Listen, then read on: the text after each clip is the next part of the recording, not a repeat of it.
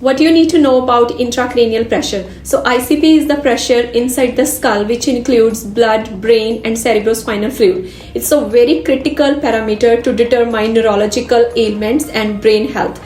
Very important to maintain the normal range. The range lies between 7 to 15. If it's more than 15, it indicates neurological complications or even brain death.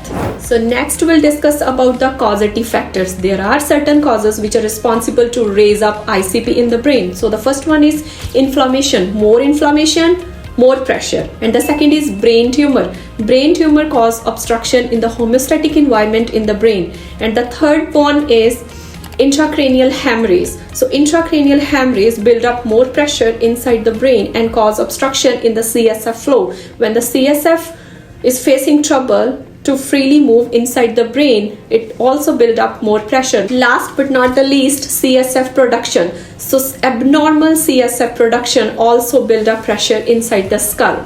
Followed by the clinical manifestations of increased ICP. Clinical manifestations are divided into three parts: early manifestations, moderate manifestations, and the late, we can also say deadly manifestations. Early manifestations considers cerebral hypoxia. When more pressure inside the brain, it compresses the blood vessels. So once it compresses the blood vessels, it's known as cerebral hypoxia. When the patient experiences cerebral hypoxia, it includes altered level of consciousness and change in mental status. Moderate manifestation comprises constant headache, and the patient also experiences vomiting without nausea. Very important to remember, vomiting known as emesis without nausea. Late signs of clinical manifestations, also known as deadly signs. So the first one is irregular respiration, known as Chinese Stokes respiration, and the second one is mutual rigidity. Stiff neck, the patient experiences stiff neck, so do not move the neck of the patient. Very important to remember in the nursing consideration. Last but not the least, brain herniation.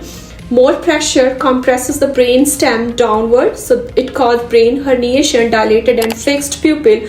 It's also the most important sign in the raised ICP. As we know, there are 12 cranial nerves. So ਕਿਹੜੀਆਂ cranial nerves involved ਕਰਦੀਆਂ ਨੇ increase ਕਰਨ ਦੇ ਲਈ ICP? So the cranial nerve number 6 abducent, cranial nerve number 4 trochlear, cranial nerve number 3 oculomotor. Nursing interventions for increased ICP includes, the first one is raise the head end of the patient 30 to 40 degrees recommended, and the second one is do not move the neck of the patient due to mutual rigidity. Third one is maintain the normal body temperature just to provide comfort to the patient. Next is reorient the patient. It's very important, reorientation. Last, gentle and steady movement is recommended. Medical management of increased ICP. Medical management depend करती है साढ़े cause पे. What's the basic cause of rising the ICP? If the increased ICP occurs due to brain tumor, so surgical treatment is the best option.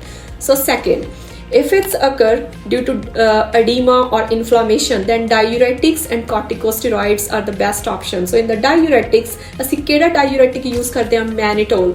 Mannitol is the most commonly used diuretic to lower down the intracranial pressure.